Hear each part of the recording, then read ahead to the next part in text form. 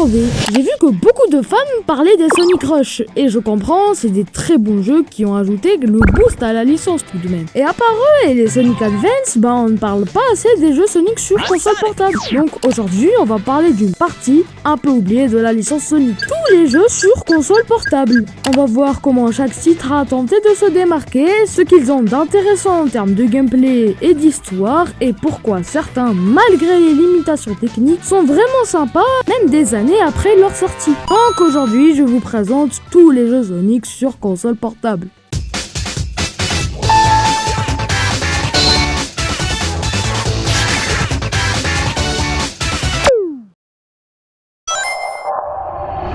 On commence avec la version 8-bit de Sonic the Hedgehog, le jeu sorti sur Mega Drive, qui a lancé la licence Sonic littéralement. Alors non, cette version 8-bit n'est pas développée par la Sonic Team. Elle est développée par le studio Ancient pour la Master System et la Game Gear. C'est sur cette console qu'on va se concentrer. Alors la Game Gear, c'est une c'est une console qui était censée concurrencer la Game Boy.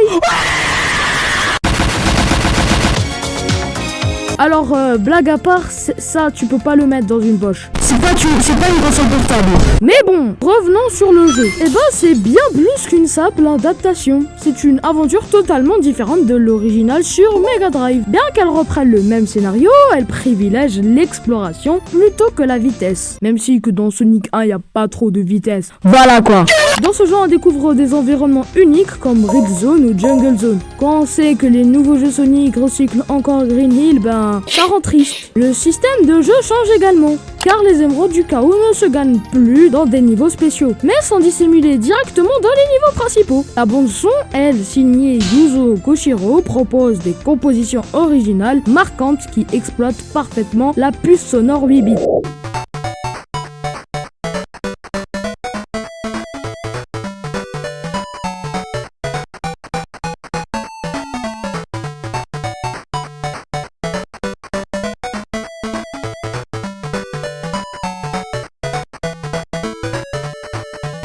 Aujourd'hui, cette version reste facilement accessible, notamment via la compilation Sonic Origins Plus, disponible sur toutes les consoles modernes et PC.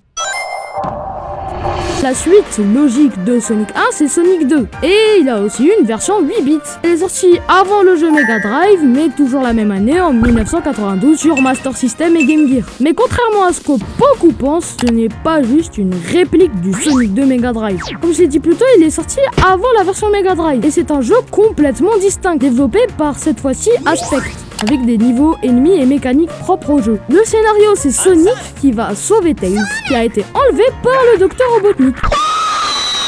Et oui, ça change complètement du scénario de Sonic 2. La carte du jeu demandant de récupérer les 6 émeraudes du chaos, elles sont encore disséminées dans les zones pour accéder à la confrontation finale. La progression se fait à travers des niveaux variés comme Underground Zone ou Aqua Lake, avec des éléments spécifiques comme des wagonnettes de mine, deltaplane et plateformes mobiles.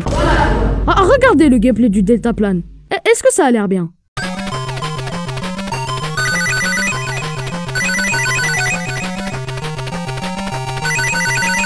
La version Game Gear est souvent considérée comme plus difficile à cause de la fenêtre d'affichage plus petite. Car oui, la Game Gear, en plus d'être une console c'est une brique le bail, elle a un tout petit écran.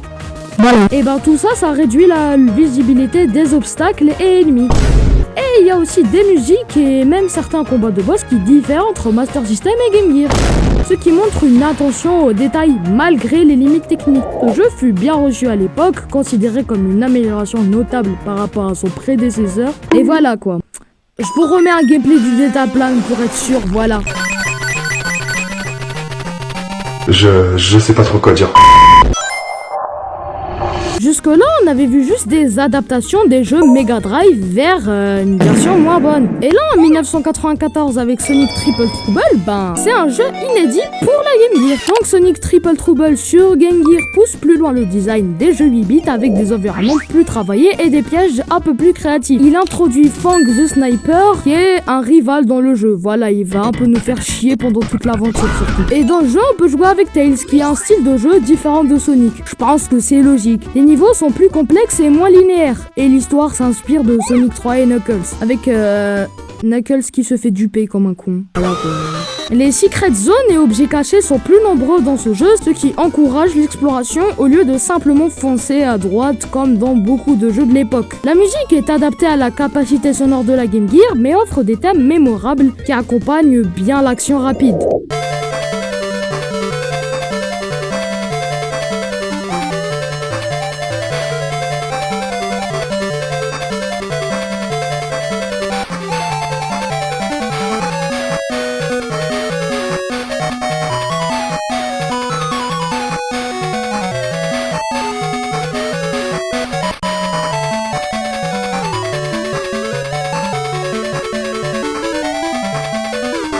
Beaucoup de fans rétro considèrent Triple Trouble comme le meilleur Sonic 8 bits car il combine intelligemment plateforme, exploration et challenge. D'ailleurs, un fan game assez connu a été créé qui réimagine le jeu s'il était en 16 bits. Là, tout a été revu, que ce soit la bande sonore, les graphismes et même on peut jouer Tails et Sonic en un seul niveau.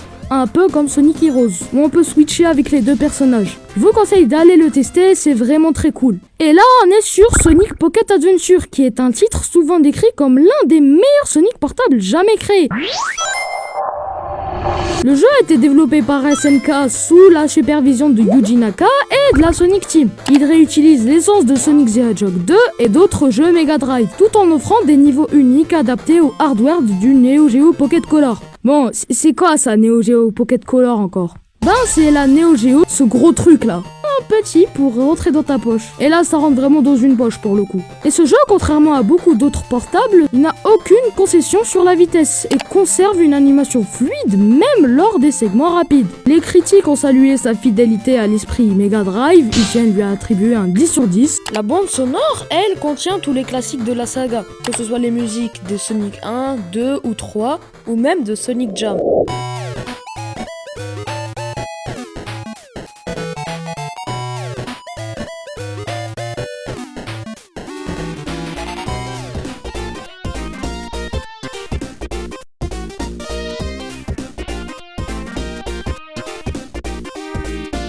Et même si la Neo Geo Pocket Color n'a jamais été un succès commercial, Pocket Adventure est resté un classique apprécié par les fans hardcore. Il est introuvable.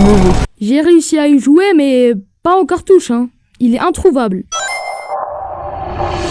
Le premier Sonic Advance marque le retour du hérisson en 2D sur une portable moderne avec la Game Boy Advance. Alors, petite pause, le jeu était sorti avant sur une console nommée la N-Gage. Mais bon, la version vraiment principale avec toutes ses qualités et quelques défauts, bah c'est la Game Boy Advance. Cette version N-Gage étant de la merde. Les jeux sont développés par Dimps en collaboration avec la Sonic Team. Il reprend l'identité visuelle des jeux Mega Drive mais pousse les graphismes et l'animation plus loin grâce au hardware GBA. Au niveau du gameplay, il incorpore de nombreuses idées des titres 16 bits en ajoutant de nouveaux éléments similaires aux jeux modernes et donne à chaque perso jouable, qui sont Sonic, Tails, Knuckles et Amy, une manière différente d'aborder les niveaux. Les niveaux, eux, exploitent des techniques variées telles que des rampes et des raccourcis. Le jeu a été globalement bien reçu, c'est le jeu Sonic le mieux noté sur Metacritic. Il a été vu comme une expérience fidèle au classique tout en s'adaptant aux limitations GBA avec brio. Et d'ailleurs, c'est une trilogie, il n'y a pas eu qu'un seul Sonic Advance, les deux autres étant beaucoup mieux. Personnellement, mon préféré est Sonic Advance 2.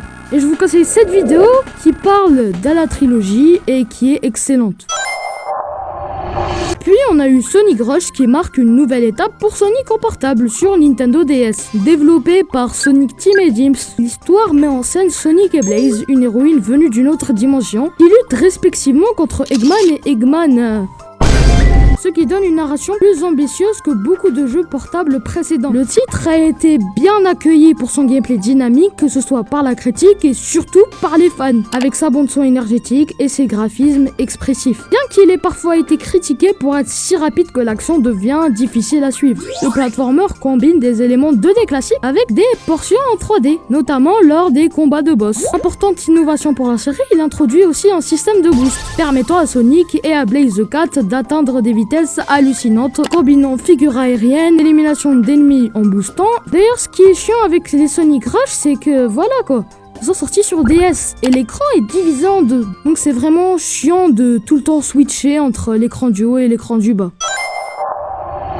Mais Et donc la suite Sonic Rush Adventure reprend les bases de Rush, mais y ajoute une dimension d'aventure / exploration. Sonic, Blaze et Tails sont inspirés dans une dimension parallèle où ils doivent rassembler des matériaux et affronter des pirates robots pour revenir chez eux. Le gameplay mélange toujours vitesse et plateforme, mais introduit des éléments de navigation maritime, des défis basés sur des véhicules et des zones cachées à découvrir sur la carte du monde. Si l'accueil critique a salué la présentation, les visuels et la musique, certains ont estimé que le scénario et la rejouabilité n'allaient pas au fond dans l'innovation. Mais il reste une suite convaincante et enrichissante à la formule. La version Nintendo DS de Sonic Colors est plus qu'un simple port de la version Wii. Elle propose une expérience side-scroller 2,5D, complète et indépendante qui ressemble un peu au Sonic Rush. Avec des niveaux adaptés à la portable, le jeu reprend quand même les concepts des Wisp, des aliens qui confèrent à Sonic des pouvoirs temporaires originaux, utilisés pour ouvrir des chemins ou effectuer des actions uniques pendant les niveaux, avec une histoire bof quoi. Voilà, Sonic et Tails explorent un parc d'attractions cosmiques construit par Dr. Robotnik, avec des niveaux plutôt rapides, colorés et variés. L'accueil critique a été positif pour le level design, la bande son et l'utilisation des Wisps, même si certains ont critiqué la longueur générale du jeu. Moi je trouve qu'il est mieux équilibré que le jeu Wii. Il n'est pas meilleur, attention, mais il est juste plus équilibré, avec justement beaucoup moins de niveaux, et ça c'est largement mieux.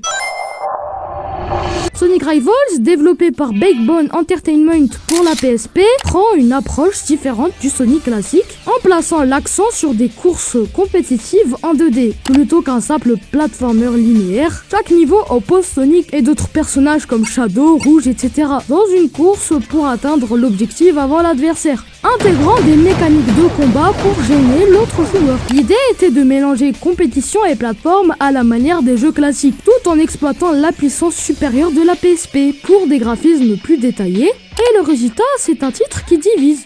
Voilà. Certains apprécient le concept unique et d'autres regrettent le manque de la sensation pure d'un jeu Sonic. Mais il reste une tentative intéressante d'évolution du gameplay portable. Alors en faisant les scripts, j'avais oublié les versions 3DS de Sonic Generation et Sonic Lost World. Alors je vais faire vite parce que sinon la vidéo va être trop longue, c'est juste des versions moins bonnes des jeux. Littéralement. Par exemple, Sonic Generation, on n'a pas de niveau 3D dans la version 3DS, que des niveaux 2D et 2,5D exclusivement, même si que ça ajoute des nouvelles zones comme Casino Night ou Mushroom Hill. Et dans Sonic Lost World, c'est déjà que le jeu de base est pas très ouf, mais voilà, ça va être le sujet d'une prochaine vidéo, je pense. Mais donc, pour conclure, Sonic sur console portable ne se résume pas à des adaptations réduites de la saga principale, avec des jeux assez bons comme Pocket Adventure ou Rush, des jeux vraiment très ambitieux comme les Sonic Advance, et des jeux un peu moins bons comme les Rivals. Mais bon, c'est la fin de cette vidéo. Si t'as kiffé, n'oublie pas de t'abonner, de commenter, ça m'intéresse toujours, et pas de lâcher un gros pouce bleu comme Sonic le putain de hérisson.